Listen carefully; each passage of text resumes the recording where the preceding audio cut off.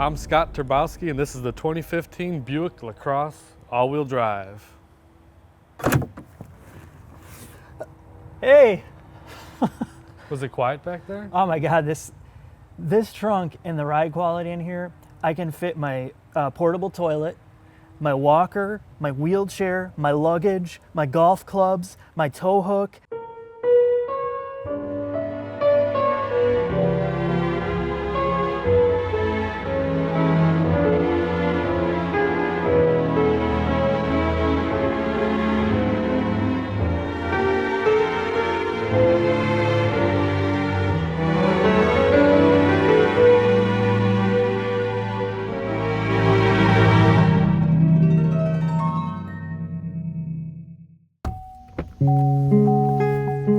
I can't wait to hear the comments now. How could our first car review be on a Buick? After all these videos are about drivers' cars, performance, and all that other stuff. Buick is a car brand right now that's trying to completely turn around everything they've done. Take a probably one of the longest histories in GM, and change everybody's preconceived notions about what this car is like, this brand is like. First thing I need to do to help myself not become another person that is just going to say, oh, it's just a Buick. We're gonna help myself by covering up the Buick logos. All right, now that that's done with, we can move on with this. If you take a look at this car as a whole, trying to be as objective as possible, it looks good. It has a very unique look to it. Is it my cup of tea particularly? No, but you take a look at a car that was very popular like the Acura TL, the outgoing TL, and I personally thought that car was just horrendous looking. You couldn't tell if it was coming or going. I prefer the look of this car. It's more focused on, the styling's more focused, but that's again a subjective element. The paint is really good on here, and I complain about paint jobs on modern cars a lot. There's very minimal orange peel, and the actual metallic fleck in the black, when this car is in the right light and clean, it looks really good. So props to them for doing that. In terms of styling, yes, subjective, right? I think it's a little conservative, but it's a big departure from what Buick's done before, and that's the thing about this car, they're reinventing themselves. While this isn't the stretch that you would like to see, it's definitely more unique looking than most of the Buicks of the past.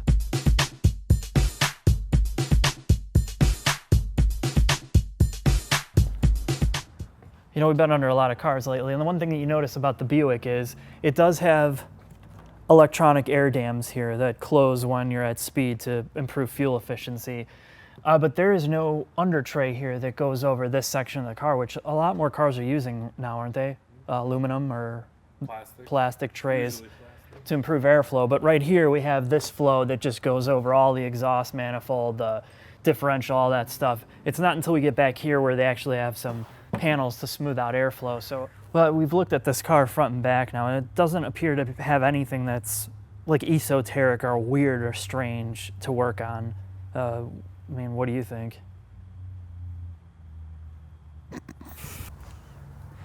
GM is warning you against something here. What is it, Scott? Don't grease the covers. Oh, you're not supposed to use the grease gun on the covers? No, they don't have any Zerk fittings. Oh, well, how are you supposed to lubricate the fuses? You can tell that there's a lot of little things where they've tried to reduce weight, such as aluminum control arms.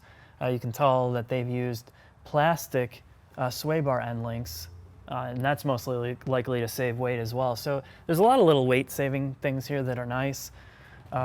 Overall, it looks pretty simple to work on. I mean, Underneath it does. But everything else seems pretty straightforward. It has an electronic limited slip differential in the back, which you can see, which is a Haldex unit, German. So who knows if that's gonna give you the power to the wheels that you're looking for in this thing.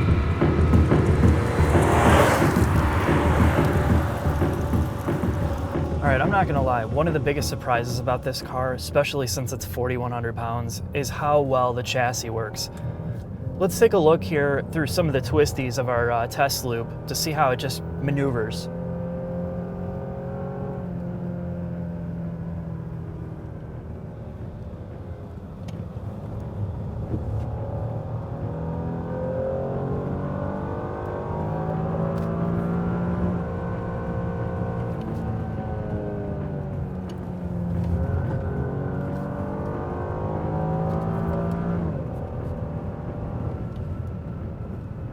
It has a really tall third gear, and that's not really a huge problem because the way you're typically going to be driving is not like how I did. But for being 4,100 pounds and having, of course, this model has four-wheel drive, this car does not feel anywhere near that weight. The turn-in is really good. It's just not something you'd expect.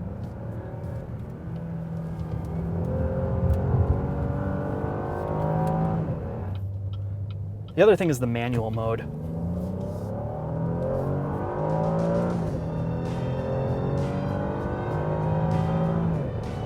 The manual mode allows you to shift, and it does hold the gear. It doesn't automatically change gears for you once you hit that soft rev limit. You know, as I was doing my research on this car, I pretty much looked at every review. And one of the things a lot of people said that this car had a pillowy, soft ride, and I don't find that to be true at all. And I think it's a really good, smooth ride, but there is a lot of firmness in this chassis where you can be completely comfortable, but at the same time, it gets through corners. It takes rough pavement pretty well. I don't think it's the best dampened car. It does get a little choppy over some really rough stuff, but you can tell that they did their homework on trying to make this car as balanced as possible across all conditions. And even when you start pushing it really hard, it responds to that really well, which is the biggest shock for me.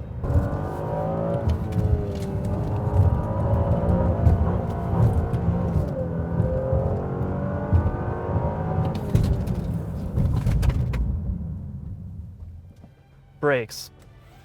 I think out of all the things about this car that's one thing where I feel it's lacking in the brake department. You can feel the weight of the car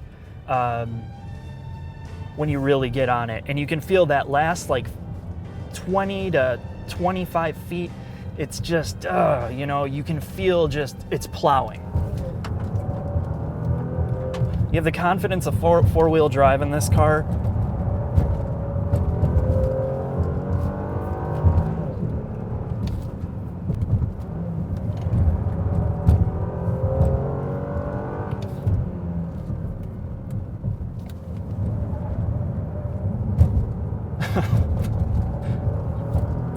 It's unbelievable. It's that composed. And I mean, yes, 19-inch wheels, 19-inch tires, four-wheel drive, electronic limited slip differential. It's doing what it's supposed to do, and that says a lot that they put a lot of technology and a lot of effort into that, and it makes it pretty fun to drive.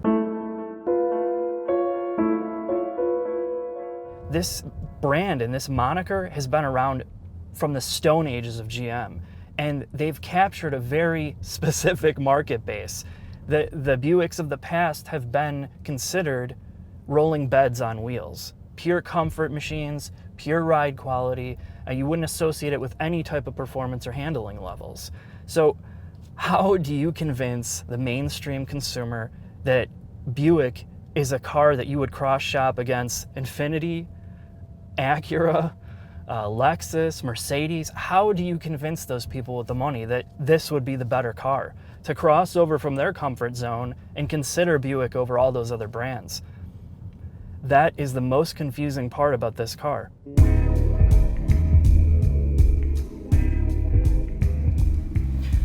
Here's the weird thing. There's a big disconnect on the way this car looks from the outside versus how you get into it and fit in this. I cannot imagine any type of driver that's not going to fit in this car. There is so much legroom when you move this seat back. Basically, my legs can just sit out straight with no issue all the way back. All the way forward, I mean, there's just not a position you can't get comfortable in. The steering wheel feels really good. The actual digital screen looks really good, and it's another Johnson Controls designed head unit and display. Everything around you feels just fitted to you, and I think most drivers are going to feel that way. I really grown to like this interior from driving. It's quiet, it's comfortable. There's not a way I can't be comfortable in here. The seats are great, the steering wheel feels great, most of the ergonomics is good, but the Achilles heel of this interior is not some of the function, it's actually the infotainment and the electronics.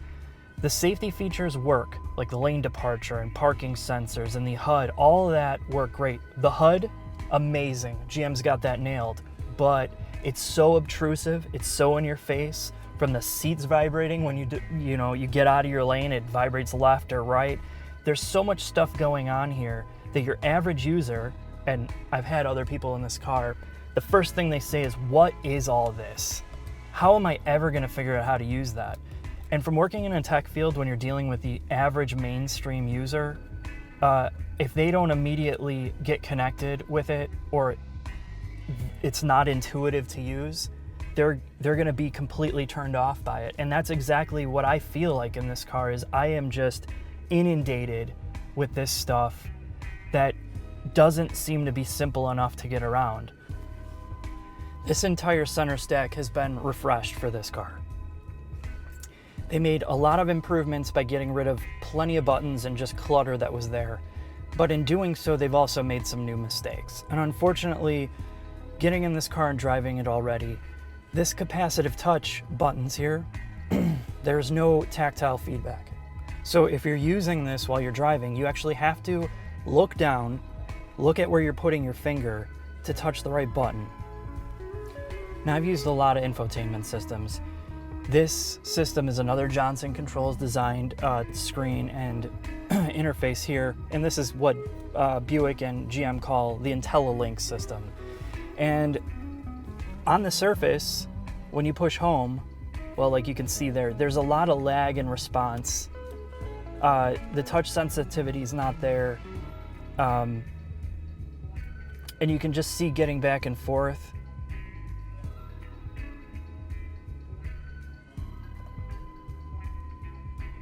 I mean, there's a lot of quirks with this system, and it's not that it's poorly designed or badly laid out, but when you're driving this car, it's extremely hard to get around the menus. Sometimes things work, sometimes things don't.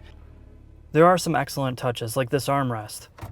It's lit, it's got a ton of room in it, and look at this, how this mechanism closes. I mean, that's something you typically don't see, the attention to detail on like armrests. You know, if you spec this out with the moonroof and the shade and all that stuff, there's some really nice features with this that give you a lot of flexibility, including a rear window shade to keep some of the sunlight out.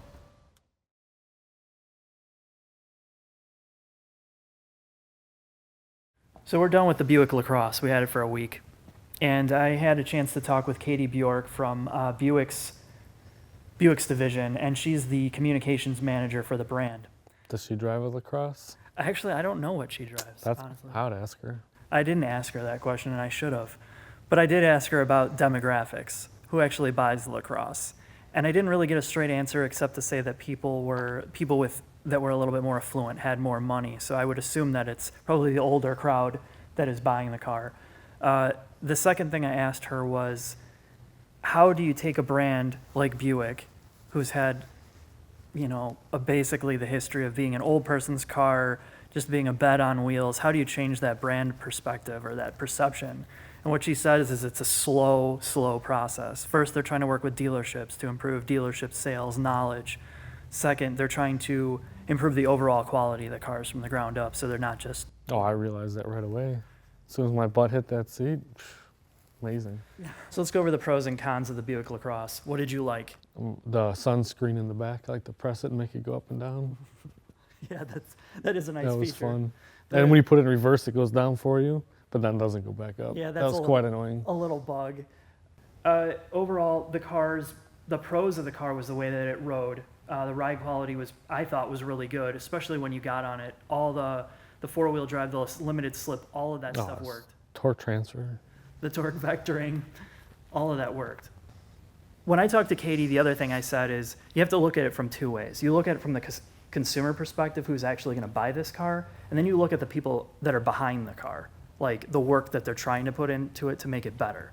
And I think that's the biggest thing with this car, is you can tell that they're trying. Mm-hmm. All the little shit that they're putting into it, all the little details, like the armrest. I mean, it's ridiculous, but the way that it closes so smoothly, the seats, the adjustability of the seats, and a lot of the features they're dumping into it It's a car that if you're in the market for something like this, you should definitely test drive it. You should drive it. It's really something to look at. What did you think was bad? All the distractions inside. Well, what other cons did you see? I didn't see a cassette player.